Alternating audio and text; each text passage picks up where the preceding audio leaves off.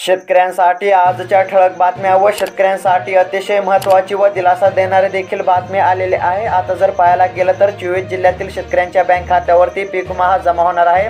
त्याचबरोबर शेतकऱ्यांसाठी नमो शेतकरी योजनेच्या आगामी 4थ्या हप्त्यासंदर्भातील देखील दिलासा देणारी बातमी आलेली आहे। संपूर्ण बातमी आपण या व्हिडिओमध्ये पाहणार आहोत, त्यासाठी व्हिडिओला नक्की शेवटपर्यंत पहा।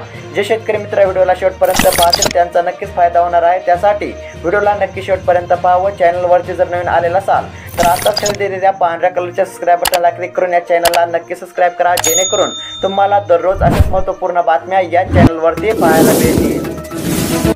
खरीपातील मदतीसाठी शेतकऱ्यांना केवायसी करण्याचे आव्हान। जर पाहायला गेलं तर मागील वर्षीच्या खरीप हंगाम 2023 मध्ये दुष्काळामुळे शेती पिकांचे नुकसान झालेल्या शेतकऱ्यांना मदत निधी मंजूर झालेला आहे, त्याचे लवकरच वितरण करण्यात येणार आहे। पण त्यासाठी शेतकऱ्यांनी त्यांच्या बँक खात्याची केवायसी पूर्ण करून घ्यावी असे आवाहन जिल्हा प्रशासनाने केलेले आहे। केवायसी केली तर शेतकऱ्यांना अनुदानाचा लाभ मिळणार आहे। पीक विमा संदर्भातील महत्त्वाची बातमी, लवकरच 24 जिल्ह्यातील शेतकऱ्यांना मिळणार उर्वरित पीक विमा। कृषी विभागाची माहिती।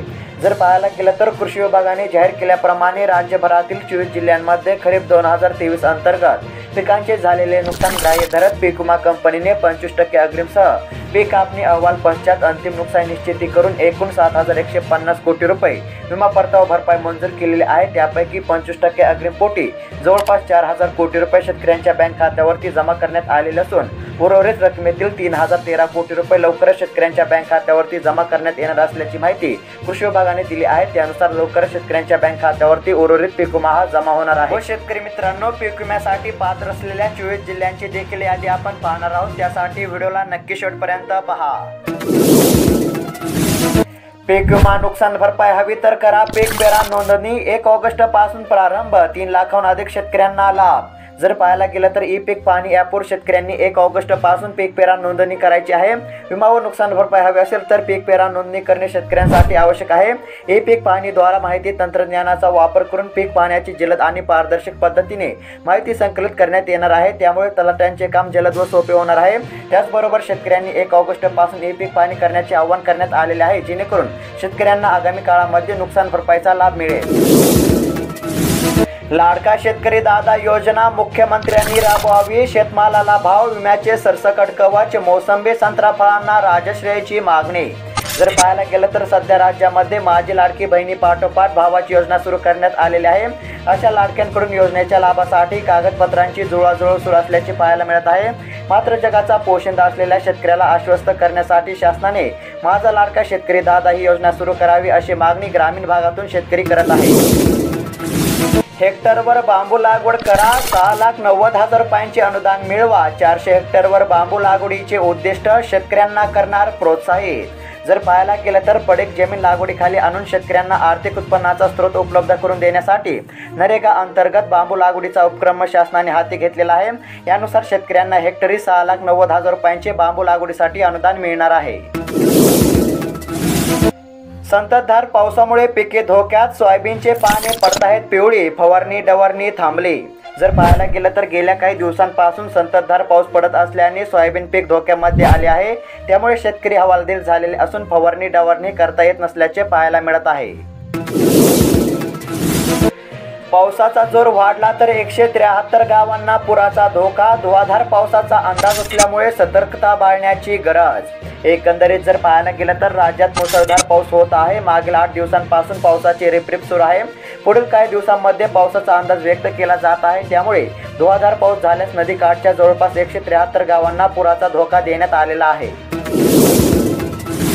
उत्पन्न वाढले, बाजारात भाव नाही वाढला, सोयाबीन घरातच, भाववाढीचे आश्वासन ठरत आहे निरर्थक, शेतकऱ्यांमध्ये नाराजी।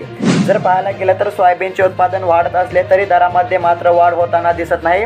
दरवाढीची शेतकऱ्यांना आशा असल्यामुळे अनेक शेतकऱ्यांचा माल घरामध्ये पडून आहे, यामुळे शेतकरी वर्गाची चिंता वाढलेली असून दरवाढीची शेतकऱ्यांना प्रतीक्षा कायम आहे।